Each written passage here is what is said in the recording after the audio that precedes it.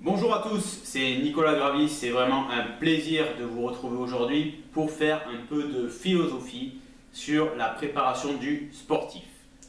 Effectivement, cette courte vidéo est destinée à ce que vous arrêtiez de penser en mode on-off quand vous réfléchissez à l'entraînement ou à la diététique, aussi bien pour vous que pour les athlètes que vous préparez éventuellement à la performance. Alors, le mode on-off, c'est quoi? Eh bien, en fait, c'est toutes les fois où on répond à des questions par simplement oui ou non, on ou off, ou que la réflexion se limite à c'est bon ou ce n'est pas bon, point final. Je vais prendre 3 exemples pour illustrer mes propos. Le premier exemple va vous faire bondir puisqu'il concerne les étirements. C'est un débat qui est presque aussi vieux que moi. Je suis sûr que vous avez tous un coach qui, à un moment de votre carrière sportive, quel que soit le niveau, vous a dit à l'échauffement, il faut bien que tu t'étires pour éviter les blessures. Et après l'entraînement, il faut bien que tu t'étires pour bien récupérer.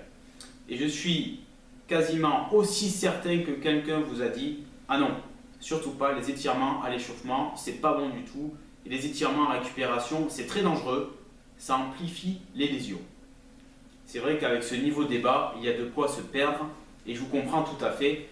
Car la réponse n'est sûrement pas on, je m'étire, off, je ne m'étire pas.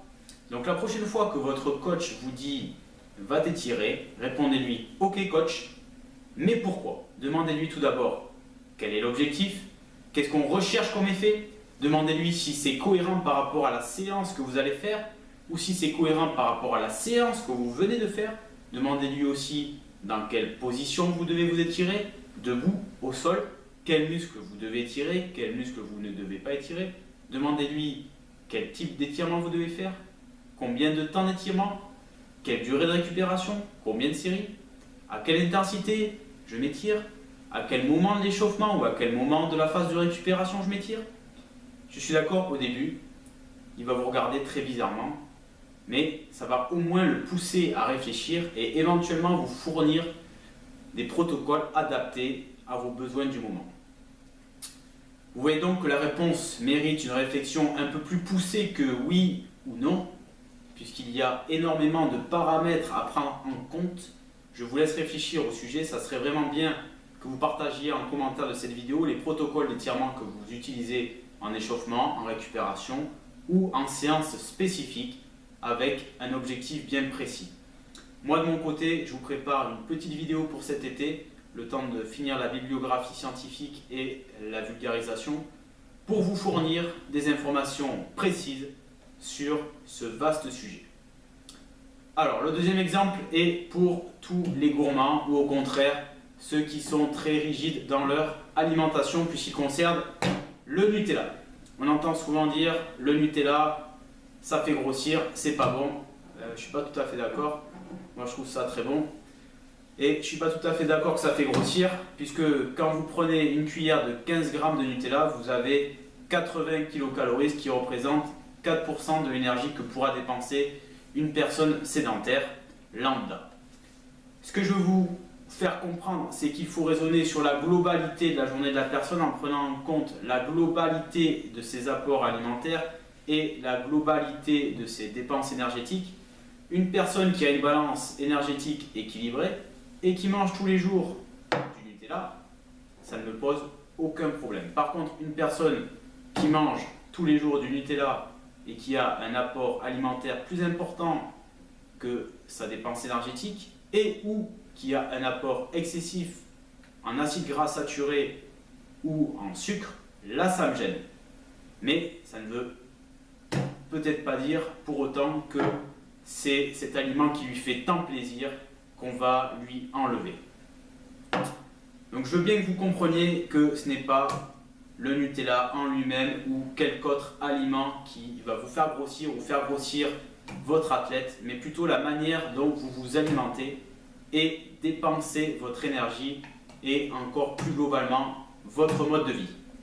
J'aurais pu prendre un exemple totalement opposé avec des aliments soi-disant magiques qui font maigrir.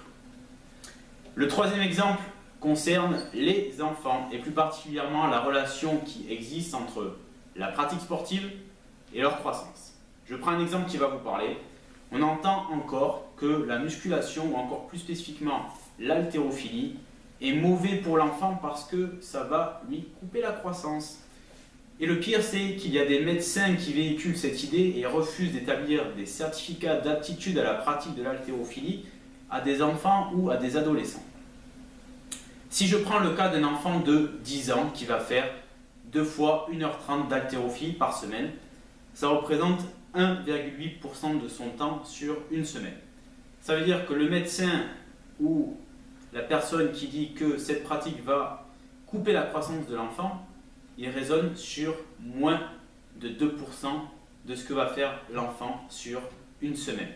C'est-à-dire qu'il occulte tous les autres paramètres et moments qui vont influencer la croissance de l'enfant. Par exemple, la durée, la qualité de son sommeil, son alimentation, sa dépense énergétique, s'il est stressé ou pas, la durée, l'intensité, la fréquence de sa pratique sportive, j'en passe et des meilleurs. Je veux rassurer tous les médecins et les parents, on ne fera jamais porter des barres de 150 kg à des gamins de 10 ans. Ils n'en sont tout simplement pas capables.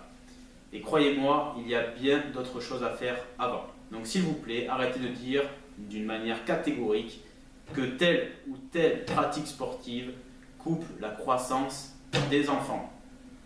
Alors je vous vois venir, vous êtes sûrement en train de vous dire, comme beaucoup de personnes avec qui j'aborde ce sujet, le monsieur il est en train de nous dire que l'haltérophilie ça ne coupe pas la croissance, mais le monsieur il est tout petit et en plus il fait de l'haltérophilie. Eh bien je suis vraiment désolé, mais quand j'étais gamin et adolescent, je faisais du foot, du tennis, de la boxe, du badminton et jamais personne n'a dit que l'un de ces sports coupait la croissance. Par contre effectivement, un enfant ou un ado qui a une charge d'entraînement trop importante, quel que soit le sport ou la combinaison d'activités physiques, qui a des apports alimentaires insuffisants, qui ne dort pas très bien, qui est stressé, là je suis d'accord pour penser qu'il s'administre un cocktail propice au ralentissement de sa croissance. Voilà, je n'ai pris que 3 exemples de raisonnement en mode on-off. J'aurais pu multiplier les exemples aussi bien en diète qu'en entraînement. J'espère vous avoir convaincu de ne plus raisonner sur ce mode-là, mais vraiment d'étudier les phénomènes en prenant en compte le plus de facteurs possibles pouvant les influencer. Je vous assure que vous allez gagner en précision et en efficience dans votre préparation ou dans la préparation de vos athlètes. J'espère que cette vidéo vous aura plu. N'hésitez pas à nous faire part d'exemples des raisonnements en mode on-off qui vous frappent personnellement. N'hésitez pas également à partager la vidéo et à vous abonner si ce n'est pas déjà fait. A très bientôt les amis.